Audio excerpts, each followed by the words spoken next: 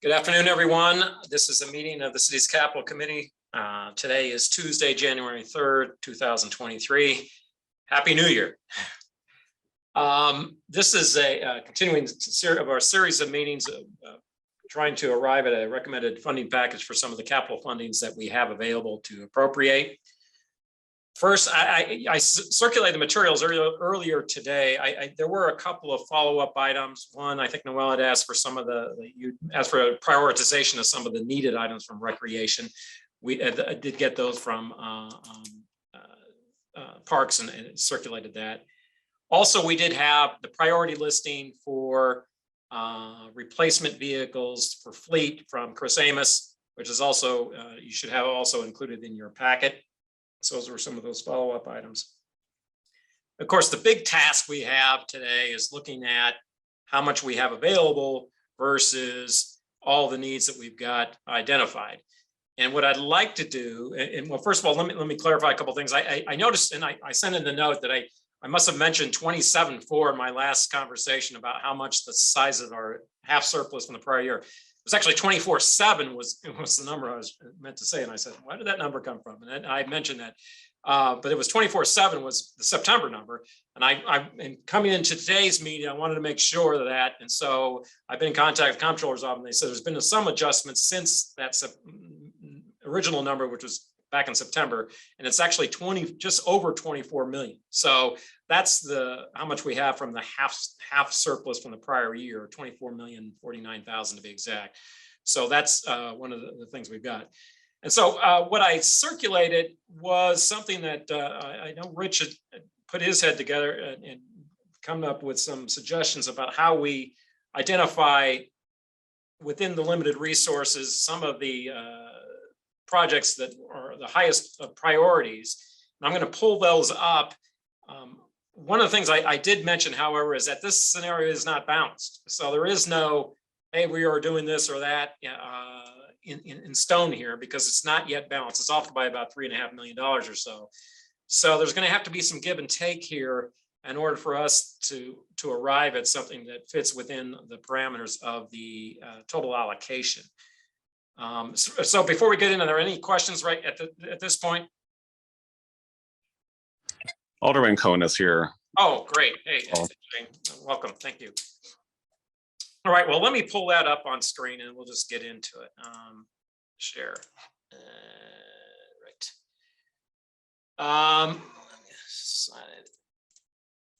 So what I've got before you is a draft exhibit of all the first column being the critical need totals from all the various departments and categories that we have identified prior that ended up to over $150 million. Okay, so that was just to give you a frame of reference. And then the next two columns are the sources of funds that we were talking about. One being the capital fund, which is the half prior year surplus, and that adds up to $24 million. That's how much we have available. I know the ask is a little bit larger than that. And then we've got the potential for the GOB issuance with Latanya, as Latanya mentioned. That's not a certain total yet. I've got a plug number here for 20 million. And so as sort of a guide for what we could fund into that. But in the scenarios proposed, we've got about a $47,500,000 total, and I'll let Rich describe some of what he's included in his recommendations here on this list. But as you can see, that exceeds what we have, the $44 million total that we have available. This includes some of the newer requests, particularly related, and we wanted to talk in more detail about the police cars. I know that, and a couple of other items that we might want to go back into more detail. But you can see that there's still a shortfall here of about $3.5 million. So there's going to have to be some give and take on this list. With that, I think, Rich, did you want to discuss some of these items that just go generally for some of the main categories, starting with the streets and bridges, and work your way down on some of the items that are at least preliminarily proposed to be funded? Sure. So I think we'll start off with streets, but I just generally want to say that in all cases where there's an opportunity to get grant funding and use our funding for a match share, I've tried to, maximize that. Makes the dollar stretch farther. So if you look at category A, the first thing that I have on there is traffic management enhancements phase 5. It is a CMAQ project, congestion mitigation air quality signalization type project. And that is a federal grant project. So I'm looking at, utilizing the local match share. Dropping down the arterial streets paving, I put that in at $6 million simply because we are pending the allocation from Board Bill 120, the infrastructure board bill from ARPA, which had $8 million in it, which would equal the $14 million of critical needs street paving in the city. The underground lighting vaults, that was originally penciled in at $2 million estimated.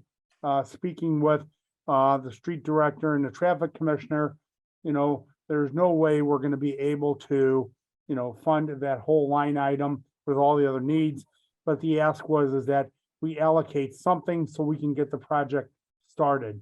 So that's where the 500,000 came from. Louisiana Com Street, phase 2, Holly Hills to Merrimack.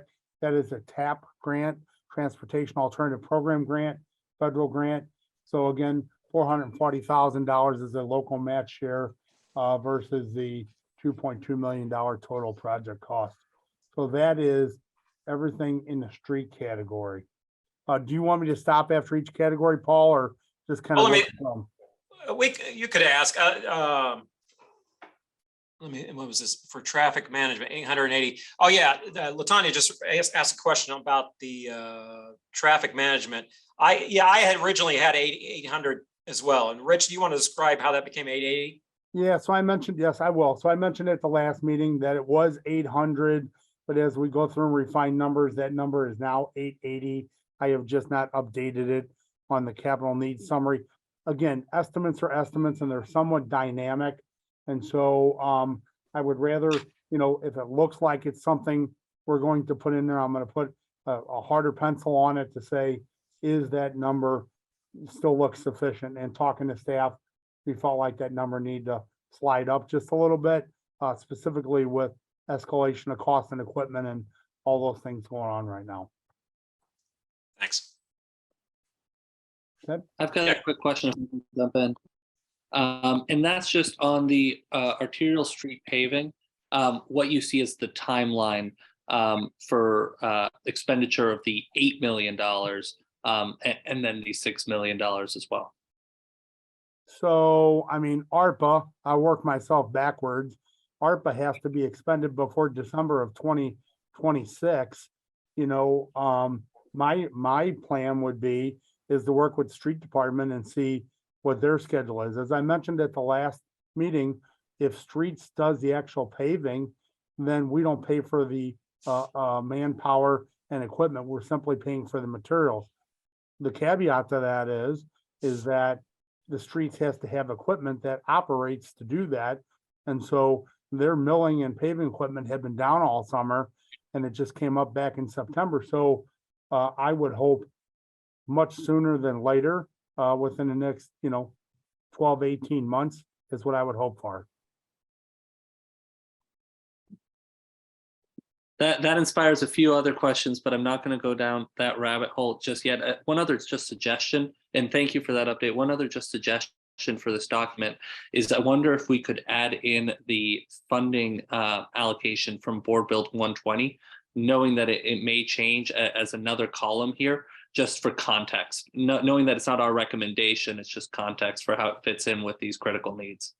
And that might be what I didn't want to do is assume anything regarding Board Bill 120. And that was to be sensitive to some of the comments we got to the last meeting. So I did not want to include that particularly, but that's why we had the discussion last meeting is to give context for what else is being proposed, but I did not want to in any way assume that's the case. So, No, it's a tricky balance because it might change, but it also is relevant to our deliberations here. Oh, absolutely. But again, it is separate from this discussion, and I want to keep it separate from that discussion.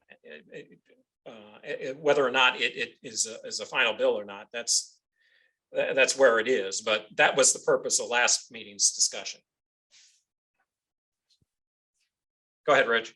All right, bridges, category B, Compton over Mill Creek, Lindell Union over Forest Park Parkway, and Lindell Union over Metrolink were three projects that were originally included in Board Bill 184 and removed as a floor substitute during deliberation at the Board of Aldermen.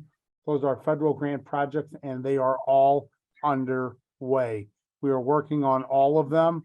And so these are the local match shares for those projects that we need to complete them. The next item on there is Loughborough over Union Pacific Crownlet Park. This is the fee, as I talked about previously, for the design cost for that job. What it does is it makes the project shovel ready, and everybody uses that term a lot. Remember, shovel ready means the design is completed and ready to go to construction bid so that we can apply for a build back grant next year. And we can also build that bridge in conjunction with MoDOT, taking down the bridge at Loughborough over I-55 so that they wouldn't close the bridge and open it. And then a year later, we would do the same thing. And it would create twice the confusion and traffic problem than doing it all at the same time. So the only other item in bridges category is other major repairs on the list here. They're all kind of highlighted out. These are multiple repairs, that major repairs that have to be done throughout the course of the year.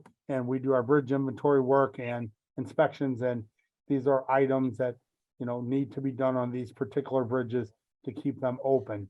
So that's where the multiple repair items came from. And there was a presentation by my staff on the particulars of that. So in general, those are not match shares. Those are actual dollar to dollar costs for repairs because the repairs are not grant eligible. So are there any questions on bridges? I just want to make one comment. This is for you, Latanya. When I was divvying up these things, I thought the bridge, as we talked earlier, what projects are more suitable for the GOB versus the the surplus funds? And given the long-term nature of those funds, I thought that would be more appropriate. I know we fund bridge projects before with the GOB, so that's where I put those.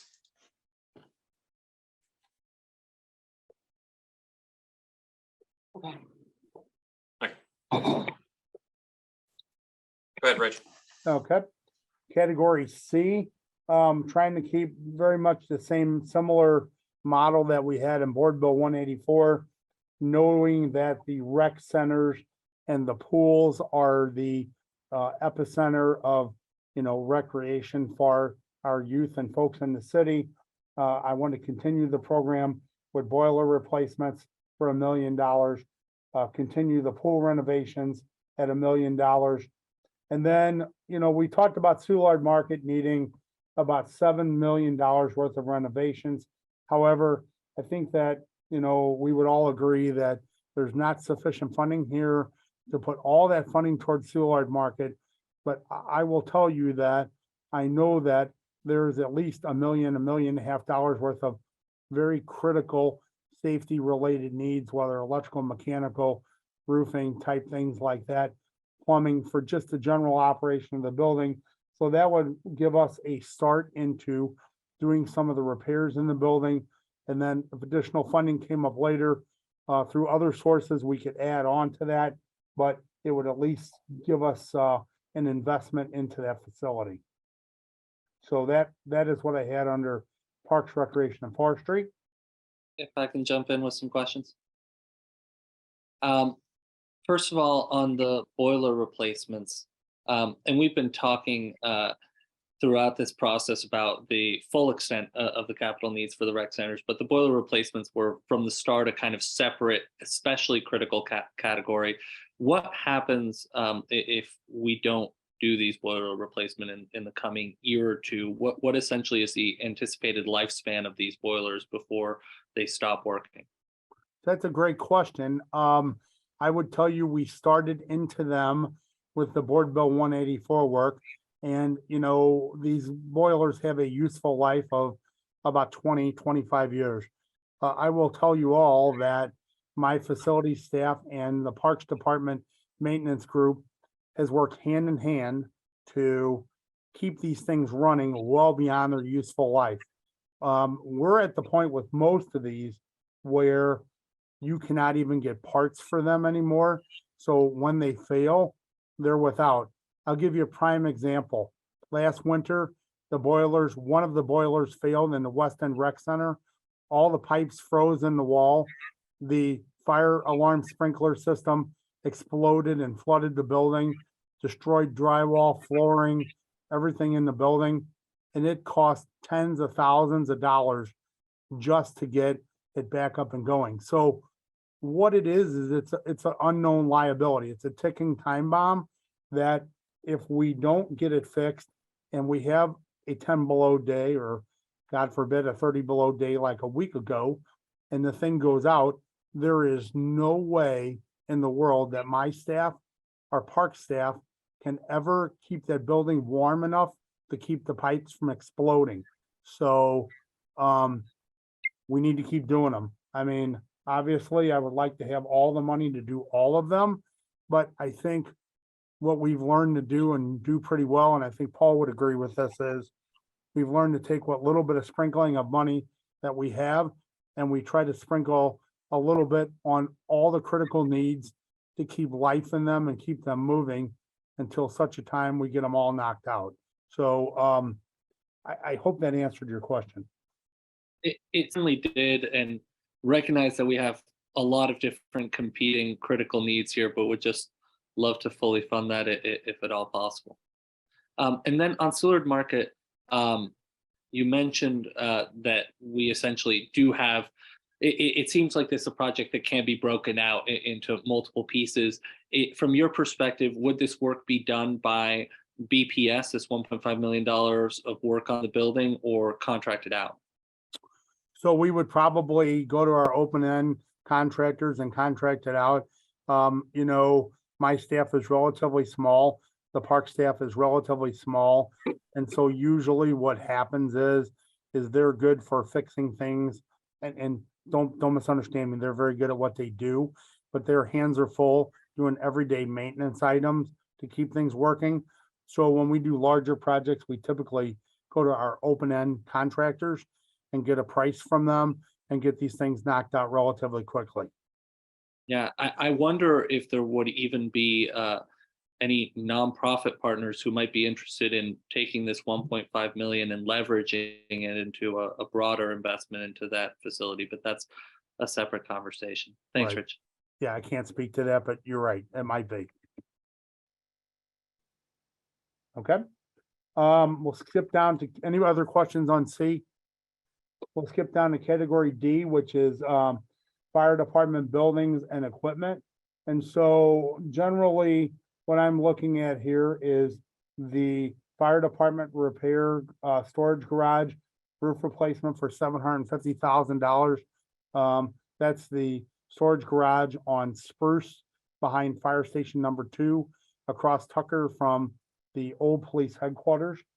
And then I'm looking at 6 ambulances, which we had originally carved out for this work for 400, let's see, 2.58 million, 430,000 each.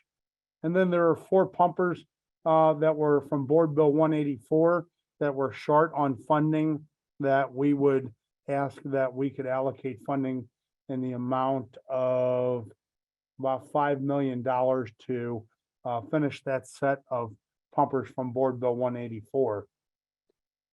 And I think that wraps up pretty much where we are with fire, getting the vehicles up speed. Yeah, I was going to jump in there, Rich. Yeah, it just refreshed my memory and members of the committee related to the pumpers. That was a matter of just costs coming in higher than was estimated from Board Bill 184. Yes, Okay. and Chris is on. He can speak to it if you wish. You want more detail? This Board Bill 184 allocated $8.1 million, I think, to the pumpers for 9 pumpers. And now it's saying that 4 pumpers are going to be 5 million. So I guess I'm just trying to figure out how that math works. Yeah. Chris, you want to explain a little bit more about that? I'd be happy to. There were 2 hook and ladders, 125-foot quints and 1 75-foot quint ladder trucks as the other big apparatus as part of that, plus 8 ambulances and all that same bill. The problem is that every single thing went 2 model years in the increase, and they happened to be these 2 model years when the rate of inflation was high. But these trucks, all of them on that list for the board bill, went up 15 to 20% from the time we got the quote at the request, which was in September a year ago, and the time that we actually got bids back, which was this summer, around late July, early August. So the 4 pumpers were eliminated at the chief's request so that the money could be applied to all those other things. He needed so we got 5 pumpers, they're on order. We have 8 ambulances, they're on order. We have 1 hook and ladder on order. And there's enough money to buy the 2nd hook and ladder and the Quint 75 and the EMS supply van that's on that list inside the ARPA funds if they were moved around so that we can spend them on the right thing. So really the last, in the game of musical chairs, those 4 pumpers are what got left out. And they were considered the least critical by the fire department. And So so now I I'm just want to add on to that conversation for a second, that in the past, when we've done board bills for capital needs, Noel, if they're in the same family in the past, there's always been an opportunity that if one item was over or one was under, you could shift the funding within the family. The way Board Bill 184 was written, you cannot do that. It's specifically written item by item. So literally what has to happen is any residual funding in a line in 184 that couldn't buy a full unit will have to be reappropriated for something other than what it was originally appropriated for. Well, let me ask you. Go ahead. You anticipated my question exactly. And so it would seem that wouldn't it be easier, instead of appropriating here this 5 million for the 4 pumpers, to instead appropriate, I think it would be about 3 million to do the gap, which is what you need because you already have 8.1 million for pumpers and you're going to need more like 11 million. And so to essentially wrap this appropriation around the previous appropriation. Yeah, that's where I was going too. I mean, so are we saying that we've got monies left over from 184, they're just not in the right spot? That's correct, but that entire 5 million is needed to close the gap in the. But you're only going to need the 5 million to close the gap if you move around money from the 8.1 million that was appropriated previously to fill the gap that you have for the ambulances and quints. Well, I'm not sure how you figured that, but I did it all in a spreadsheet. Would you like me to send it to you? Yeah, let's make sure. Well, I do want to make sure that when we say we need 5, that is if you were looking at 184 and this proposal together, you say you need 5. It's not that you need 3, but 2 of it's in the wrong, but 2 of it's in 184 and it's in the wrong spot. You know what I'm saying? Here's my really. Excuse me. There is no guarantee that any of the money that is not used in 184 is going back into these type of items. As a result, the administration is suggesting that we fund the fire trucks at the 5 million. There may be other monies from ARPA that are not spent. And in the city, the administration will be taking a look at that and figuring out what we need to do and whether there will be another board bill. But what we're worried about now is getting what we need for this particular moment. So we're suggesting that we spend the money this way and see what happens. But we're not joining and unjoining and moving money around based on the city councilor's report and based on where we're waiting to see other monies may not get spent. We are trying to appropriate money so that we can pay for the things that we need. And right now, these pumpers are behind. Any ideas about doing something different are all in the future. And any new ARPA bill cannot be introduced till later in the year, which means that we're dragging again on getting the equipment that we need.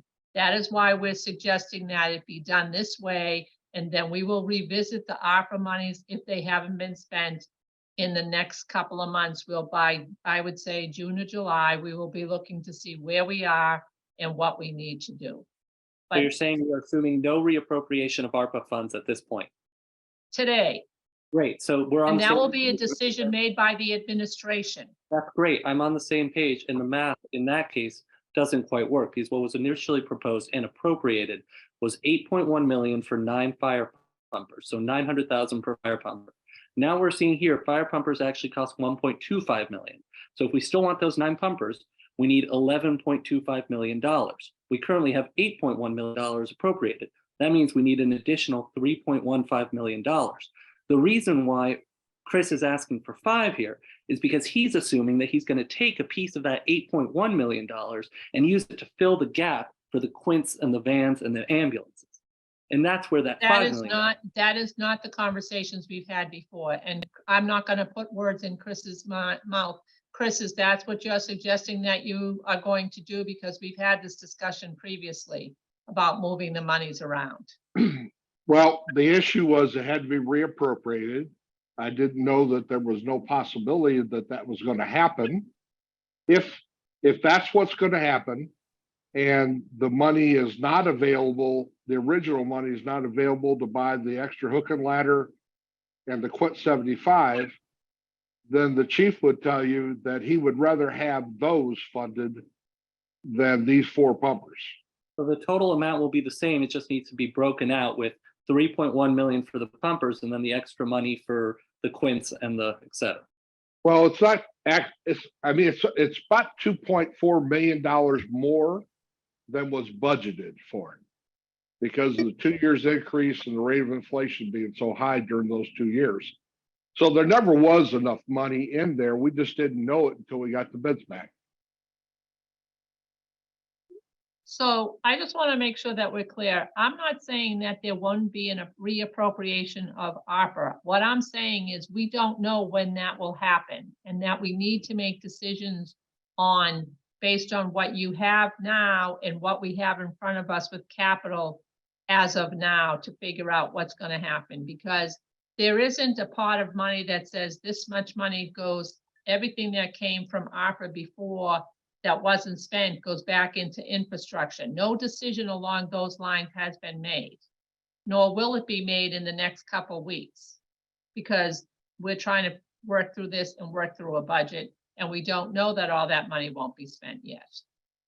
I understand. We assumed that we would not be able to rebid the trucks, and they'd be a year later and more expensive than they were when we got the bid back this time, to get the second hook and ladder and the Quint 75 bought, which are the department's priorities. And ESD agrees with those priorities if it matters. But the truth is these 4 pumpers are the least critical thing that the fire department needs. But they are replacing model year 2009 pumpers. So it's not like they don't need to be replaced. They do. They're broken quite a bit. But if it comes to choice between buying these 4 pumpers or getting the money for the other stuff that couldn't be bought because of the way the accounts are set up, the chief and I both recommend that we get the other stuff first before we order these pumpers. Correct.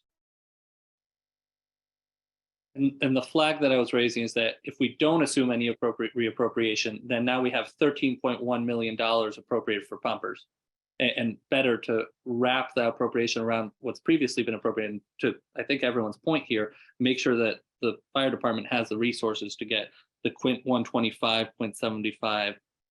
And so how much additional money, Chris, is necessary for those priority vehicles?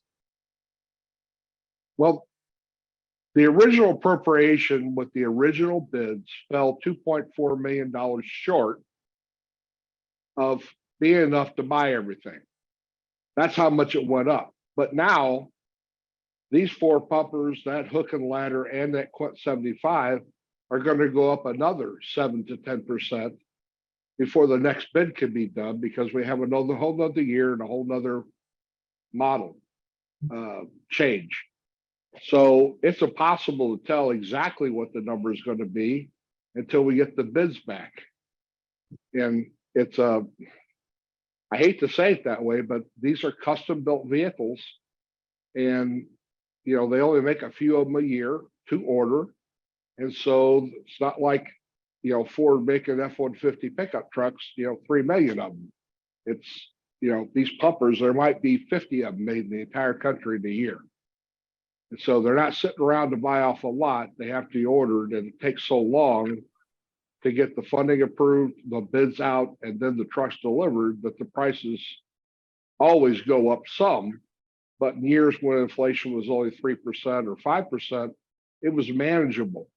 We planned on the 5%. We just didn't plan on 15 to 20%. Okay, So- Chris. Oh, go ahead. I didn't mean to cut you off. Well, I just wanted to say that I had that I don't really understand what's going on with the funding. I mean, Nancy obviously understands all this. And so I just need somebody to tell me what I should plan and when I should plan on doing it. And then I can give you a better estimate about what the cost's going to be. But this has been an unusual process because of the way the board bill was done. Okay, I think it would be helpful, and again, I'd be just for my purpose, if not anybody else's, is to get a feel for a recap of what Board Bill 184 was able to purchase, what you are purchasing, what's been, again, what you said verbally, so I've got it. And then I'll circulate it to committee. So we just have, for posterity purposes, what it is that the fund is definitely, and then what it is that we're proposing to fund as listed here as the 4 pumpers, if that in fact is what we are going to recommend. And perhaps we can avoid the mistakes of the past by making this additional appropriation of funds for fire department vehicles more flexible. So instead of it being limited to the 4 pumpers, we can say fire department vehicles to provide them that flexibility. That's not as much of an issue with the general funds. We could do that. The issue is with ARPA, when you specify exactly what you're buying, that's what you have to do. That's what the glitch is, that they're not used to having these kind of monies. But we've been told by the city councilor's office that if it says 6 pumpers and it's ARPA money, that's what you're buying. If you can't buy 6, you got to buy what you can buy for what you have, for the amount of money. In general funds, usually Chris is able, or in the general budget or in a capital budget, usually you could move the money around. That's why the infrastructure bill, that Board Bill 120, is a little less stringent than the previous one, because we got jammed with 184. That we can't really do as much flexibility as we had. That's why Board Bill 120 is more flexible than previously. I have a question, if I may. Our BPS accountant is telling us that it is not allowed to mix ARPA money and any other money, including other capital. Correct. Okay, so we can't, the committee can't recommend and this get appropriated and then us use this to pay the overages. We have to it's all or nothing in either fund. Okay, thank you for clarifying that for me. All right, well, the bottom line is, I think everyone's agreement that we have to make sure we have enough money to buy what it is that we said we need for the fleet. It's just trying to identify and so that everyone's clear that we've got the sources and uses laid out in everyone, to everyone's satisfaction. Okay, thanks, Chris. Rich, did you want to? Yeah. All right, so the next category E, Police Department. There are two items that are critical within. The first is the replacement of the HVAC system, which we talked about in Board Bill, prior to Board Bill 184, and again now it is keeps the radio tower equipment on the 7th floor of the old police headquarters pool.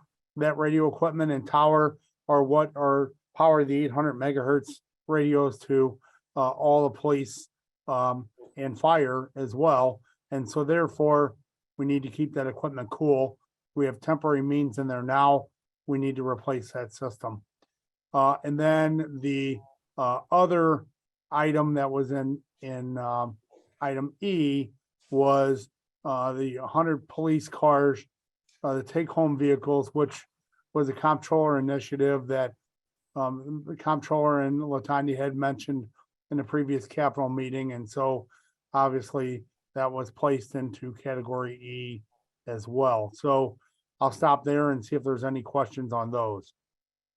I would add that we would like to look at those take-home vehicles as being potentially electric vehicles as we move forward. And I know you were just notified of that earlier today, Rich, and Chris maybe or maybe not, but we want to take a look at if there's a way to look at doing electric vehicles rather than Tahoes. Yes, Chris was notified and we are looking at it. Chris, you feel free to comment here if you like, but I think the conversation was that the cost per vehicle would be very similar to what we have here for 54,000. And then the electric vehicles that we'd be looking at would be a Chevy Blazer, which is a little bit of a smaller vehicle, seems to be pursuit rated, and it will come out in model year 24. Chris, you have anything you want to add on that? Well, the only thing I'd like to add is that the big unknown here is about the charging part of it. So I was told that they'd be replacing Tahoes. I assumed it was going to be the 24/7 patrol vehicles. But if it's the take-home vehicles, then there is a charging option to install at a home and a way to meter what that expense is for the vehicle. But you'd have to, the homeowner would have to agree to it. It'd have to be off-road because there is no power that goes out in the right of way. So if they have a garage or they have a driveway, then it's possible. But I can't speak to whether or not it meets the operational needs of the police department or not. They'll have to give you their guidance on that. Okay. So are there any questions on E before we move on? Yes, this is just a statement. The president's office is not currently in support of this being part of the critical capital needs. We really see this expenditure as something as part of a larger conversation around employee benefits. And that's when we'd like to talk about it. We've had a conversation with Dr. Isom about this program and have told him our position on it.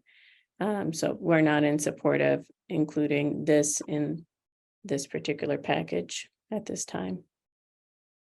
All right. Shannon? I also have a quick question, and it's just, has the Department of Public Safety weighed in on this proposal? Yes, And what was the communication? they, this has come up as we were working to figure out the benefits package for the police and also a way to combat crime prior to Comptroller Green's memo. And Dr. Isom was in favor of having the ability to have people take a car home. Specifically, there are some guidelines that would go in around administrative regulations about living in the city and things of that nature, but they saw this as, and how long you had to work for the force beforehand, but there was an interest in having this as an option for officers if they were interested in taking advantage of this. And Alderwoman Boyd, I see you got your hand up. yes, sir. Thank you. Thank you, Nancy, for speaking, because that is what was happening. So I'm kind of confused because I did talk to Dr. Isom in regards to that incentive package. And I'm in agreement with Nancy. He did say he supported it and that he was going to present it with the pay scale. So I'm kind of confused on why we wouldn't move forward on this.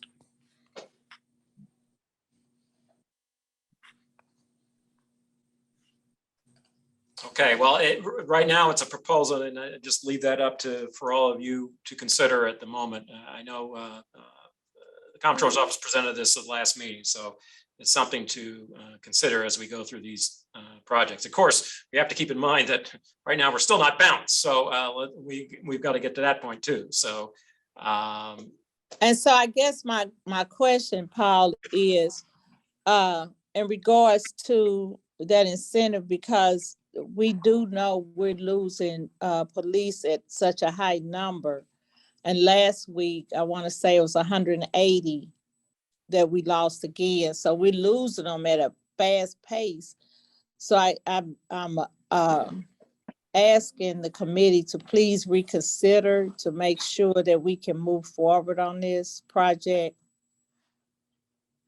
And I'm going to add, Christina, I hear your concern, but in addition to that, I'm going to ask that you reconsider your decision and go back and review the actual public safety initiative of why these cars are needed.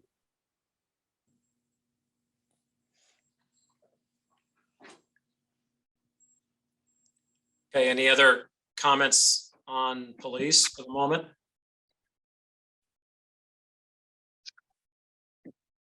Okay, go ahead, Rich. Yep, so the next category would be F, corrections and other public safety.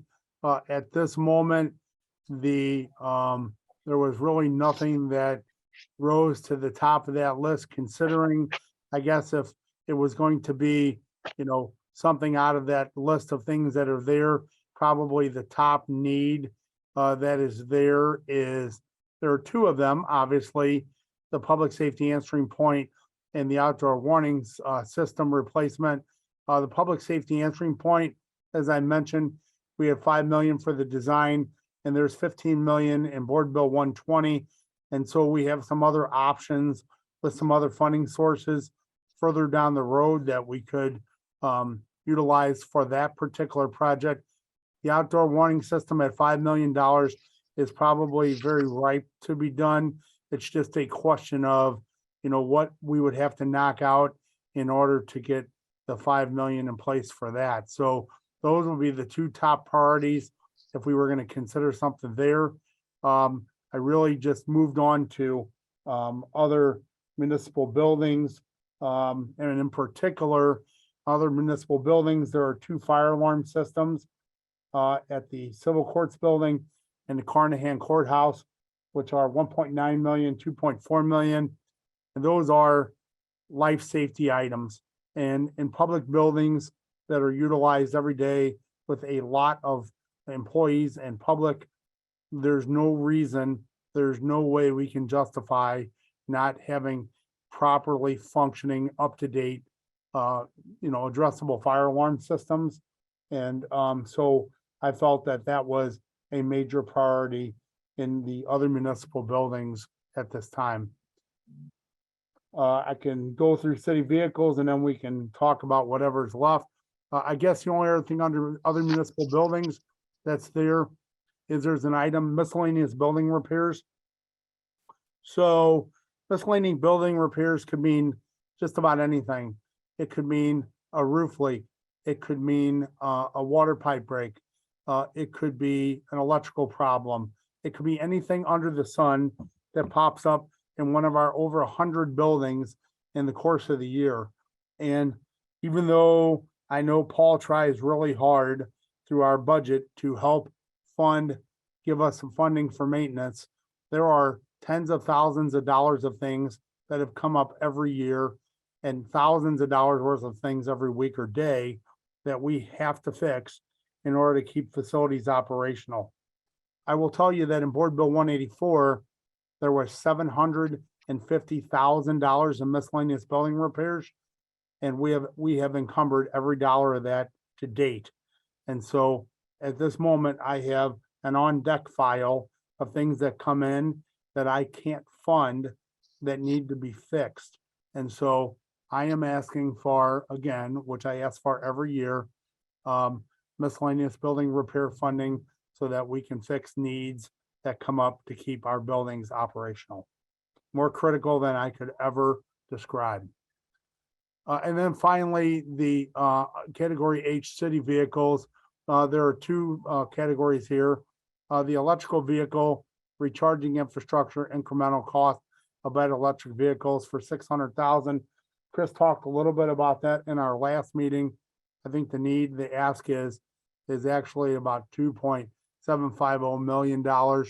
But at the minimum, if we could keep this program operational, we have utilized grants, VW Trust, and other things that we can to install charging stations.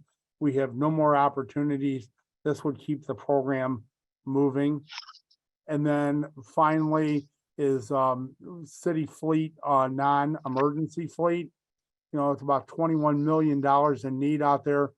I'm simply asking for about $5 million. And if you look at the list that was sent out with the information, what we typically do is those are all prioritized by equipment services in conversation with the commissioners and directors of all the departments.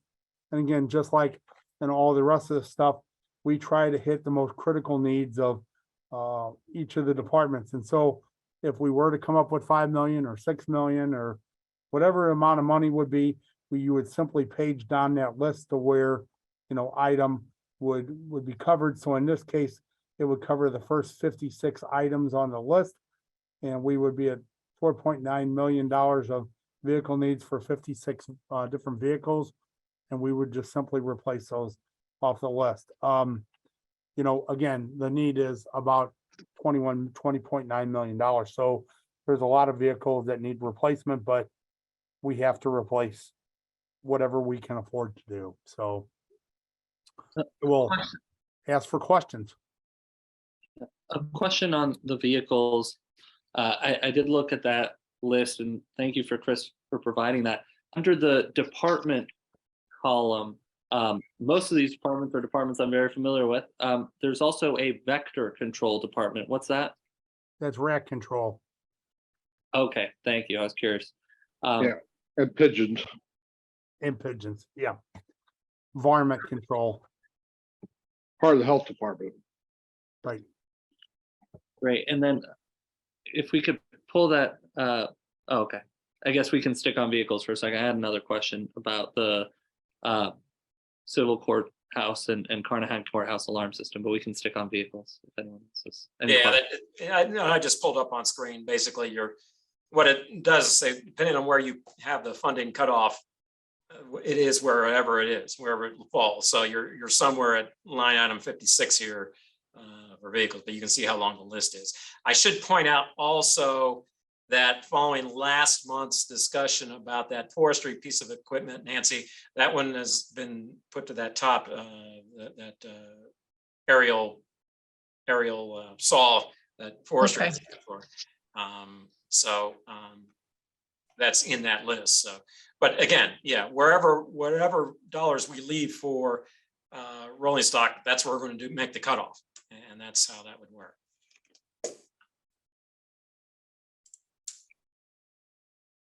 Other questions?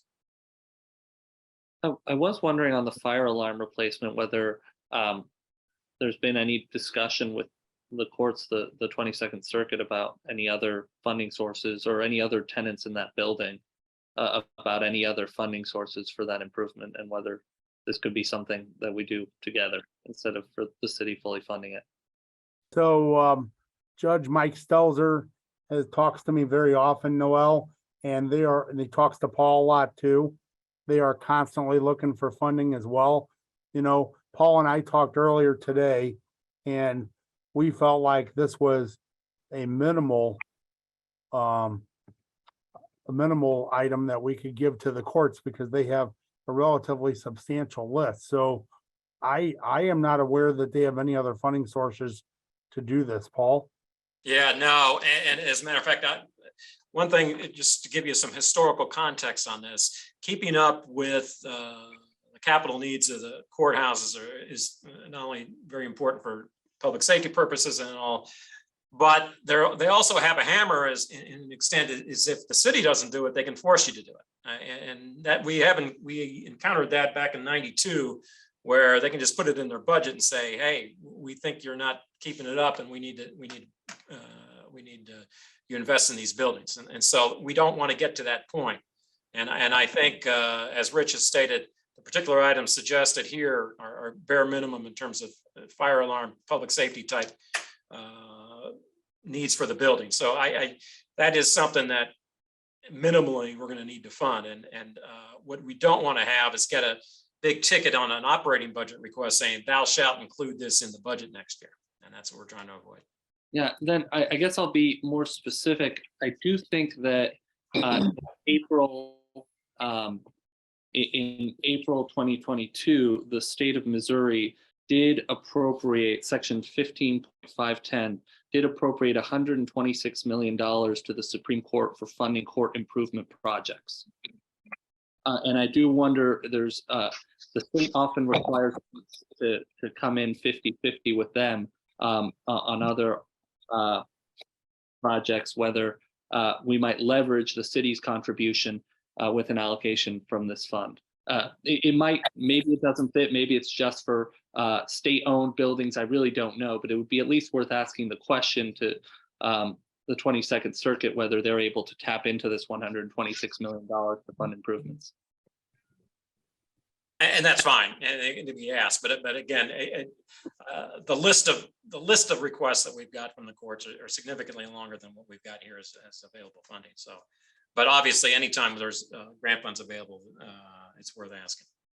So I don't know if Alderwoman Boyd has a question, but I would like to comment on Noel's last statement. Okay.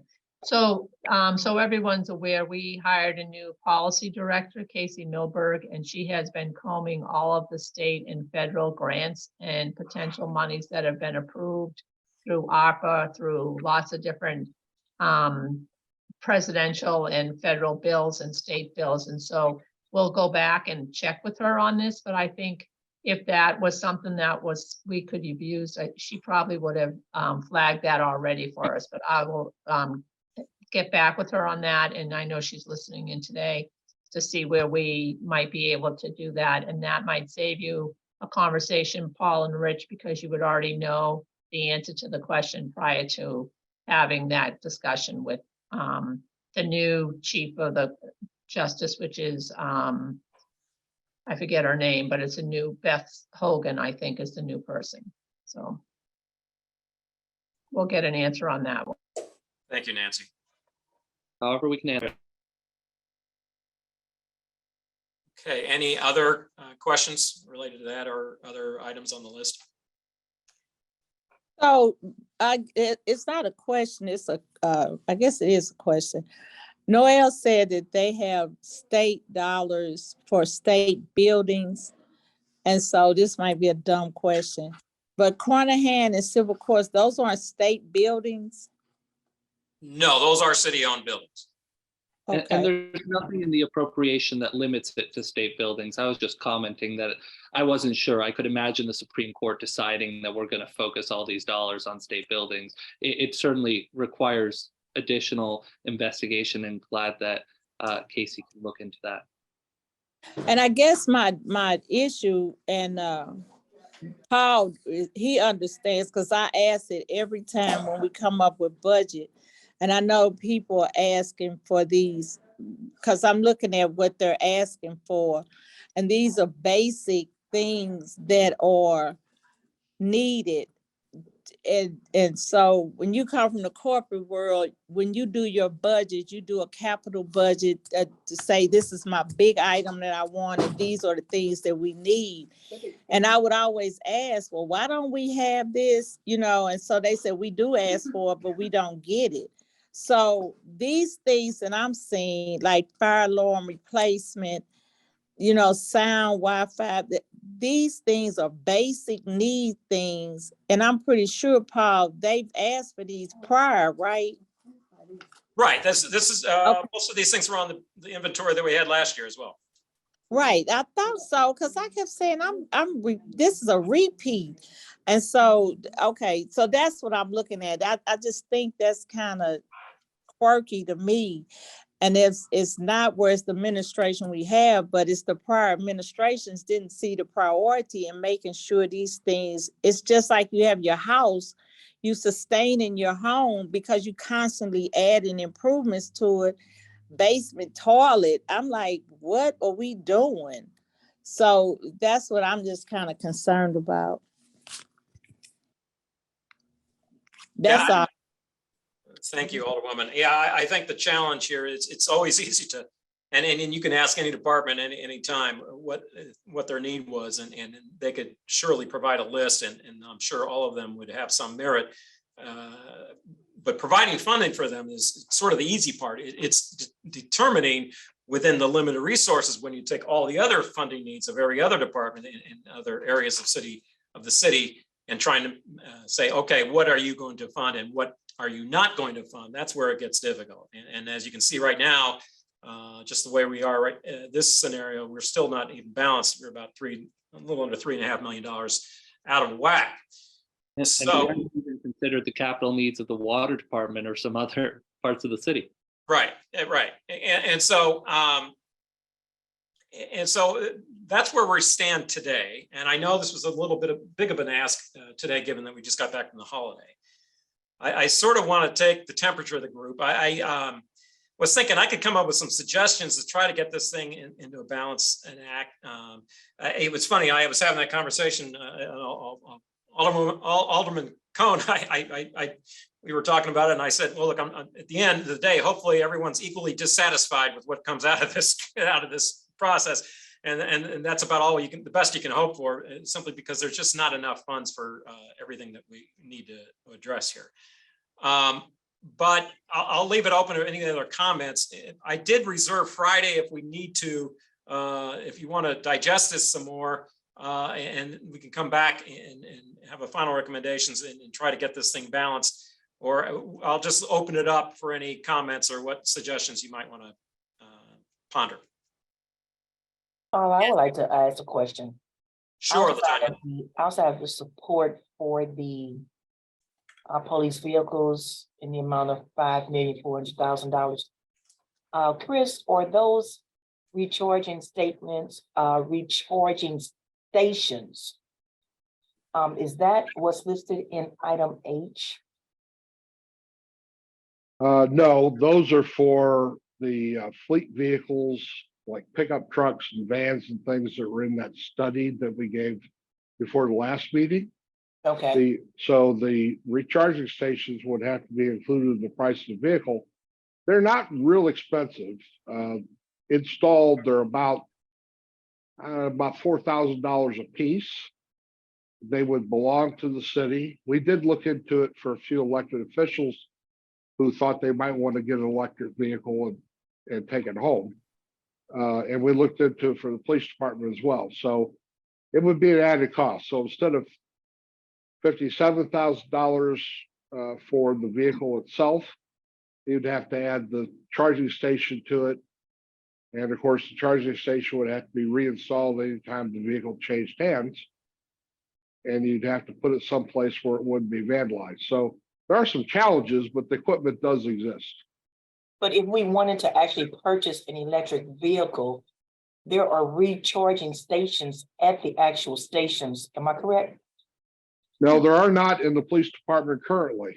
Okay, Dan Chitwood, the lieutenant who runs the fleet over there, and I work closely together on that. And we have looked over the years. We bought several hybrid electrics, but they don't have to have charging because they run on gasoline as well.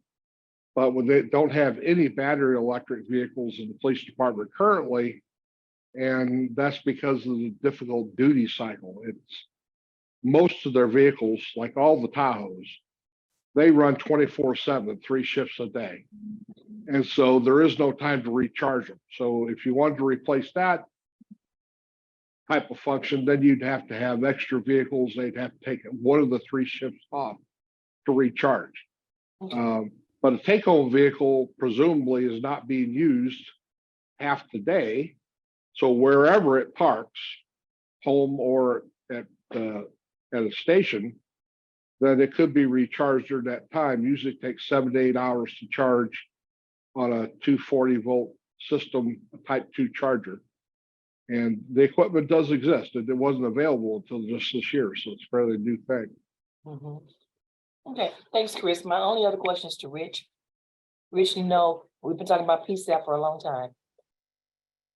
So when you look at the total price of the project today, do we have all the funding allocated?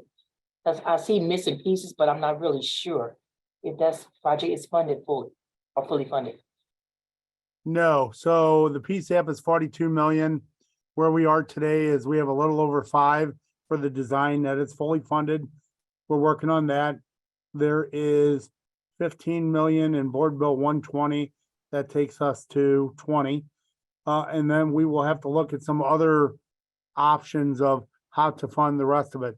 I think the hard part with ARPA is, remember, you have to have it all expended by December of 26. So, you know, even if there's some ARPA money there, we have to front end load the construction so that we get it spent and out.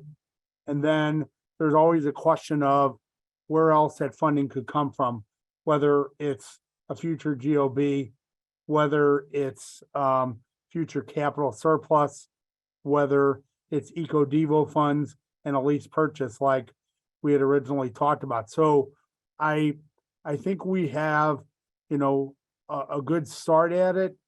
The problem with all of it becomes is that you have such a small amount of funding here.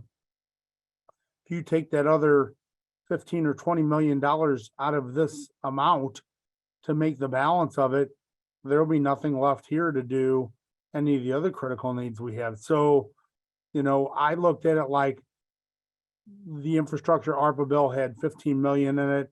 I thought that was probably, that coupled with the design gets us halfway there. That was a good start for the moment. Thank you. Yeah, Rich, Rich, I was going to piggyback on some of that comment. Yeah, I do know with, at least with the economic development sales tax, that there's a public safety infrastructure piece on that. And before all this money became available, we were talking about potential lease purchasing, at least part of that stream for the PSAP. And given how high a priority it is, we had just definitely have to make sure that we get that facility funded.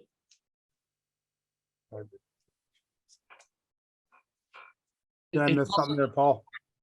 I was just going to comment that with all of this, it's a question of balancing priorities and also cash flow, right? And when we're going to need these funds, and what's most time sensitive. And with PSAP, it seems like we've got a good runway for the next couple of years, whereas some of these other ones are a little more critical. As Noel, on these buildings, these requests, and you might have said it earlier, I don't remember, but from CDA's perspective, is there any way that we can utilize this, we can get something from the CDA pot to help with this, to leverage some of these dollars? I'd have to look at the specific pots. In theory, public improvements is an eligible use of CDBG dollars. It's not funds that we've been appropriated funding for. The funds that we administer have all been appropriated for specific purposes, which don't include these, but it's certainly something that we could look at moving forward. Thank you. I'm just trying to figure out because a lot of us have been at this table for a while, for some years. I don't call myself the expert. Shane probably has been here longer than me. But it's just like we're always trying to leverage dollars to get some kind of service, and we're always robbing Peter to pay Paul to get things for just the basics for these departments. And I was just trying to figure, is there any other way that we could be creative to look at, how we can get dollars to get things, just to stabilize our city departments? It's a great question, and I think we're all trying to find the money wherever it is. And I'll say that in the past, CDA has allocated $500,000 towards making improvements to rec centers. And I'm really happy to have gotten that prioritized list of needs, because as we look towards future allocations of funds, it'll certainly be a priority. But it's at the end of the day, the scale of funding that we're talking about is not sufficient to meet the extraordinary need, but it can certainly help. Thank you. Christina, do you still have your hand up, or was that from? Yes, it's Okay, in go your hand.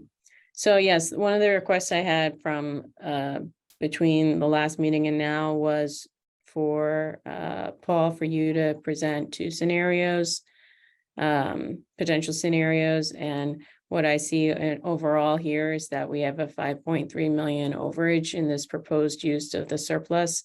And that's almost the exact amount requested for the police car take-home program. So the scenario of what would we be using, what will we be taking money away from in order to fund that program is a little bit more obvious in this scenario, because we'd have to, in order to make this pencil, we'll have to take away funding from other critical capital needs in order to fund a program that was not part of this prioritization process. So did you have another scenario proposed, or did you put some thought into that? Yeah, actually I have, but that was before we actually had a gap. The gap is, if you look at the two sources, because the differentiation between the two sources is somewhat arbitrary, but as long as it's consistent with the GOB, it's about $3.5 million is our gap. Okay. So I've got some thoughts about how we can do that. I'm not quite sure. I would like to at least run some number before I just throw stuff out there. I didn't want to force it today, because I did want to give you guys the opportunity to express your opinions on things, as I know there are differences of opinions on different projects. But I don't have that particular scenario here today. But what I'm thinking is, I did reserve, and we did have a time scheduled penciled in for Friday as a meeting if needed.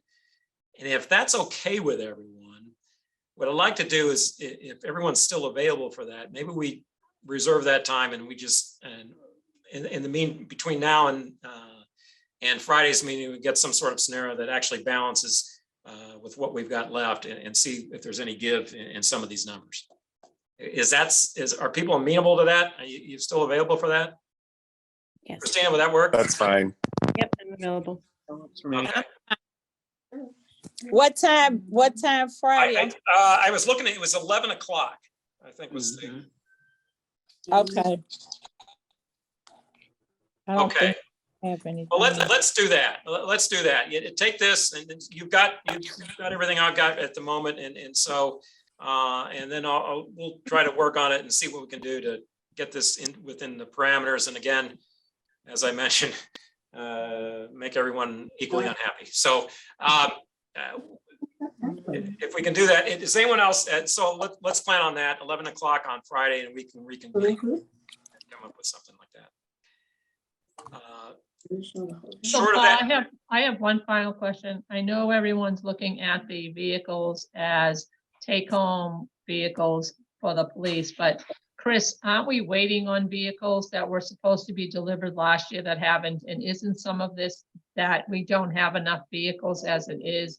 And so we need to add police vehicles no matter what the rationale is behind them in order to continue to keep the people that are the officers in cars and being able to do the jobs they're supposed to do.